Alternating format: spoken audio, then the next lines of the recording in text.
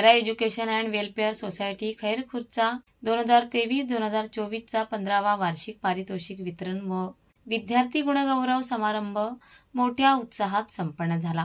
या कार्यक्रमाचे अध्यक्ष रफिक रहमान दलवाई होते, तर प्रमुख अतिथी हायकोर्टाचे वकील शहजाद काजी अब्बास अनवारे, अब्दुल हक खलफे, अकील लांबाते, अब्दुल अजीज पटेल, मुनव्वर पठाण, अब्बास मुकादम, नासिस धनसे, अरिफ अजमी, अजिम धनसे उपस्थित होते।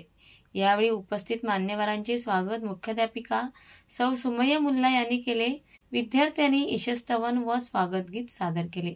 या वर्षातील शैक्षणिक व सांस्कृतिक अशा विविध क्रीडा व बौद्धिक स्पर्धांमध्ये विशेष प्रावीण्य मिळवलेल्या पूर्व विद्यार्थ्यांना प्रमुख मान्यवरांच्या हस्ते पारितोषिक वितरण करण्यात आले। यावेळी कार्यक्रमाचे अध्यक्ष व मान्यवर यांनी आपल्या भाषणातून शाळेच्या आठवणी जाग्या केल्या आहेत।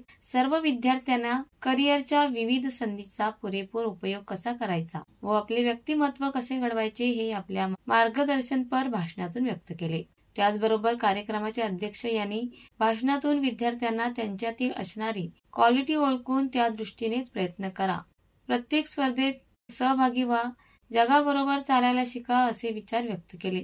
या 3 दिवसीय कार्यक्रमास यशस्वी होण्यास हायस्कूलच्या मुख्याध्यापिका सौ सुमय्या मुल्ला व सहशिक्षिका रश्मीन गाडे, सहारा मुकादम, मैमुन्ना पेडेकर, आरविना मुकादम, बुशरा धनसे, सायमा मुल्ला सह शिक्षक रजाउल्ला अजमी, अनवर हल्डे, रजाउल्ला शम्स आणि चेअरमन एजाज धनसे, सेक्रेटरी जाकीर खोत, अब्दुल रऊफ पेडेकर व सहकारी यांनी खूप मेहनत घेतली।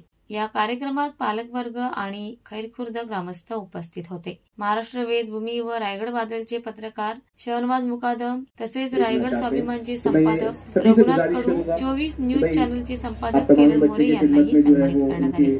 एजाज में मेडल।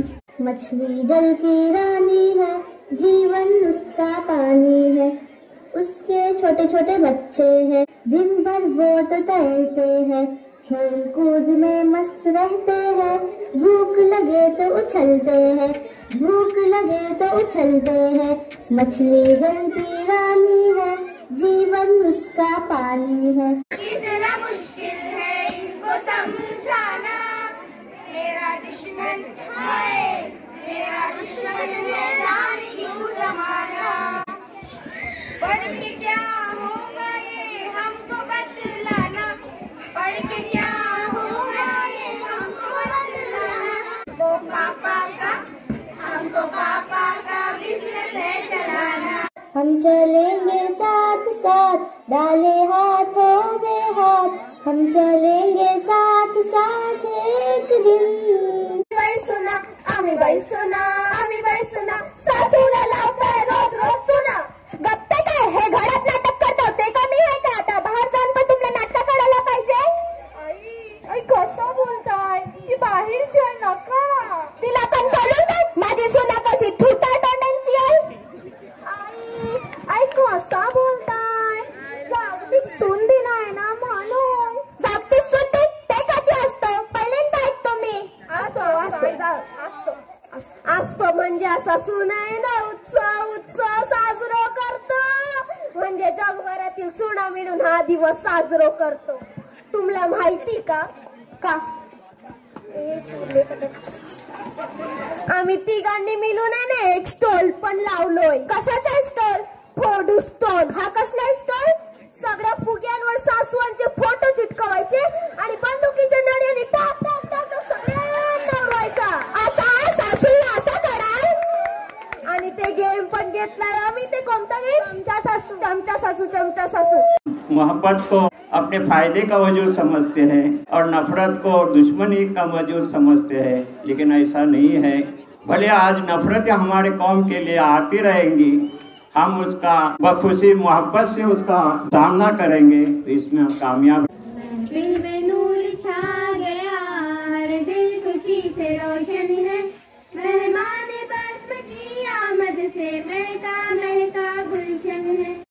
तुमच्या आई वडिलांचं छाती कशी मोठी होणार, तुम्हाला किती आनंद होणार, तुमच्या शाळेला किती आनंद होणार। असा गोल ठेवा की मला काहीतरी करायचं आहे, मला आयुष्यामध्ये काहीतरी सक्सेसफुल व्हायचं। कारण हे सक्सेसची मेहनत तुम्हालाच करावी लागेल, तुम्हाला तुमचं नाव घडवावं लागेल। देखो सचिन तेंदुलकर का बच्चा सचिन तेंदुलकर नहीं बन सका, नहीं बन सका। हमारे फिल्म इंडस्ट्री के अंदर सबसे महानायक किसको कहते हैं? अमिताभ बच्चन को, बराबर। उसका अमिताभ बच्चन जितना सक्सेस है नहीं। तो अगर आपके वालिद अगर डॉक्टर है तो आप डॉक्टर नहीं बन सकते, उसके लिए आपको मेहनत करनी पड़ी। अगर अहमद नाम होता तो शायद बोलते अहमद सर, बोलते कि नहीं बोलते थे। तो उसी तरह जब ऐसे बड़े ओहदे पर जो बंदा है उसके हम उसको सर बोले ना बोले, उसके पोझिशन में कोई कमी ज़्यादा होणे वाला नाही। पण एक लक्षात ठेवा, त्यांचं नाव घेताना किंवा आमच्या भारताच्या राष्ट्रपती आहेत श्रीमती द्रौपदी मुर्मू, हे तुम्ही लक्षात ठेवा, त्यांचं नाव आहे। तर त्यांचं नाव ज्यावेळेला आपण घेतो, जिस वक्त उनका नाम लेते हैं तो एक प्रोटोकॉल है कि उसके पहले सम्माननीय ऐसा कहा जाता है। तो उसी तरह यानी मराठी में उसका होता है सम्माननीय।